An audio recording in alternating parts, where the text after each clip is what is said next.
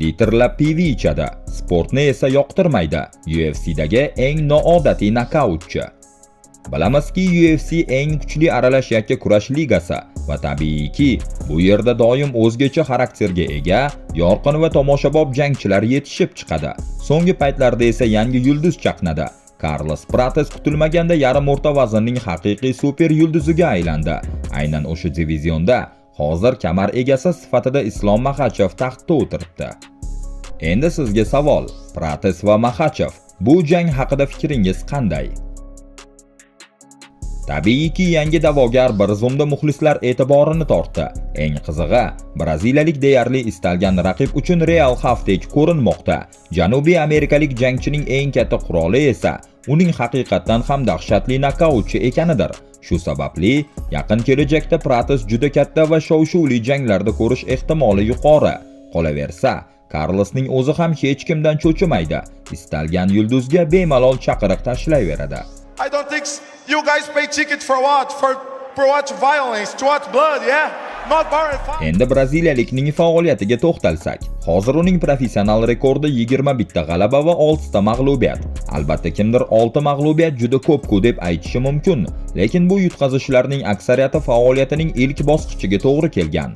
Hali UFC'ga yetib kelmasidan oldin ham u 5 marta mag'lub bo'lishga ulgurgandi, ammo bu Pratesni sindira olmadi. Aksincha, Carlos orzusi tomon yurishda davom etdi. Hammasi ketma-ket 4 ta ishonchli g'alaba bilan boshlandi va ularning barchasi nokaut orqali. Eng qizig'i, bu nokautlarning har biri turlicha uslubda bo'lgan. Carlos bir xil stilga yopishib qolmadi. Har safar yangi qirrasini ko'rsatdi. Yana bir muhim detal, o'sha janglarning birortasi ham 3-raundgacha yetib bormadi. Shu sabab ko'pchilik braziliyalikning oldida ulkan kelajak turganiga ishona boshladi. Dunyoning eng kuchli ligasiga u 2023-yilda kirib keldi. Aynan o'sha paytda u Dana White da'vogarlar seriyasi turnirida Mich Ramiresni ayovsiz tarzda tormor qilgan. Shundan keyin UFC braziliyalikni darhol shartnoma bilan bog'ladi va Carlos oktagonda nima uchun bu darajaga loyiq ekanini birin-ketin isbotlay boshladi. Ammo keyin uning uchun haqiqiy sinov paydo bo'ldi. Bu sinov Carlosning olovini biroz pasaytirdi. Yan Machado Gariga qarshi jang umuman reja bo'yicha kechmadi. Irlandiyalik yakdil hakamlar qarori bilan g'alaba qozondi va Pratesga UFC'dagi ilk mag'lubiyatni taqdim etdi. Eng yomoni esa, bu mag'lubiyat juda og'riqli va hafsalani pirqiladigan tarzda kechdi. Bu muvaffaqiyatsizlik Janubiy amerikalikni yanada jahldor qilib yubordi. Temperamentli Carlos yonib ketdi va keyingi raqiblarini shunchaki yo'q qila boshladi. Ketma-ket uning yo'lida Jeff Neal 1-raundda, Leon Edwards 2-raundda va Jack Della Maddalena 3-raundda tormor etildi. Ochig'ini aytganda, hatto uzoq davom etgan janglarda ham Carlosning ustunligi total dominatsiyaga o'xshardi. Ayniqsa, bu holat Jackga qarshi jangda juda yaqqol sezildi. Prates sobiq chempionni shunchaki butunlay yanchib tashladi va har tomonlama ustun chiqdi. Zarbalar almashinuvi bilan raqibini mutlaqo ojiz qoldirdi. Faqatgina aniq yetib borgan zarbalar statistikasi hammasini aytib turibdi. 104 ga 41. Jangdan keyin esa raqibining yuziga qarashning o'zi qo'rqinchli edi.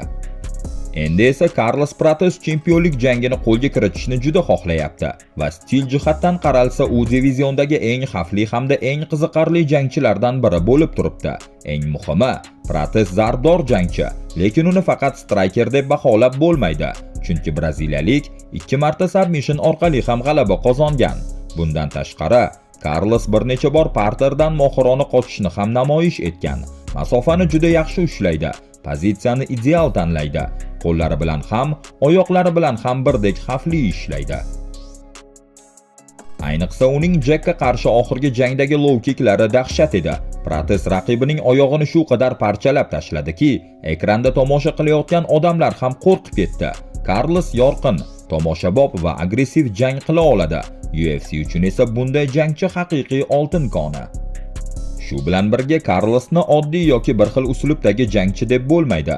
Buning o'ziyoq oktagondan tashqaridagi hayotida bilinadi. Prates jangovar botaniklar jamoasi vakili. Bu jamoaning o'ziyoq MMA olamida alohida fenomen hisoblanadi.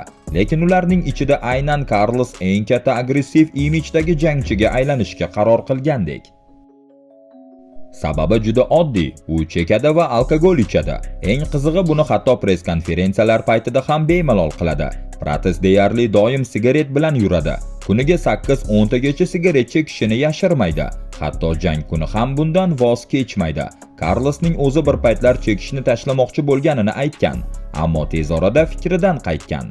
Sababi vazni keskin oshib ketgan va braziliyalik qayta urinib ko'rmoqchi emasligini ham ochiq aytgan. Bilmadim, bu kardioyimga ta'sir qiladimi yoki yo'q, chunki men sportga allaqachon chekuvchi holatda kirib kelganman va hech qachon chekmaydigan odam sifatida mashq qilmaganman. Men to'liq bo'lmagan oilada voyaga yetganman. Meni yolg'iz onam katta qilgan. U kun bo'yi ishda bo'lardi. Men esa ko'chalarda yurardim va o'sha yerda yomon odatlarni orttirganman. Hayotimning katta qismini chekish bilan o'tkazganman va hozircha buning menga kuchli ta'siri borligiga ishonmayman. Balki 40 yoshimda bilinib qolar, lekin hozir emas. Va gap faqat sigareta haqida emas. Jeff Neal ustidan qozonilgan g'alabadan keyingi matbuot anjumanida braziliyalik juda xotirjam o'tirib savollarga javob berdi. Bir qo'lida sigaret, yonida esa pivo bor. Ha, UFC va boshqa top ligalarda bunaqa holatlar avval ham bo'lgan, lekin Prates uchun bu shunchaki PR yoki tomosha emas, bu uning hayot tarzi. Va tan olish kerak, u haqiqiy yulduzga aylandi. Hozir yarim o'rta vazn reytingida 2-o'ringa ko'tarilib ulgurgan, demak, yaqin orada undan yanada katta janglar kutish mumkin. Eng qizig'i esa, Carlos intervyularda kelajak rejalari haqida mutlaqo tortinmay gapirmoqda va uning orzusi istalgan jangchi havas qiladigan darajada katta. Men jangimdan keyin Dana va UFC bilan gaplashdim. Ba'zi narsalarni muhokama qildik, lekin hozircha ularni ayta olmayman. Ammo chindan ham keyingi titul da'vogari men bo'laman deb o'ylayman.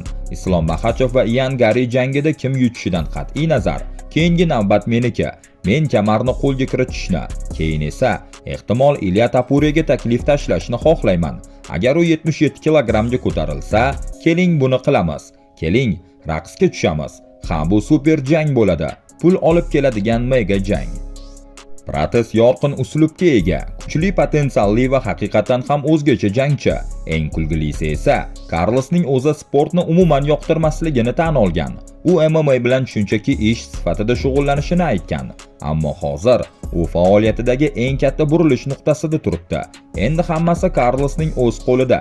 Qolgan yagona savol esa bitta: u taqdir bergan bu imkoniyatlardan qay darajada foydalana oladi?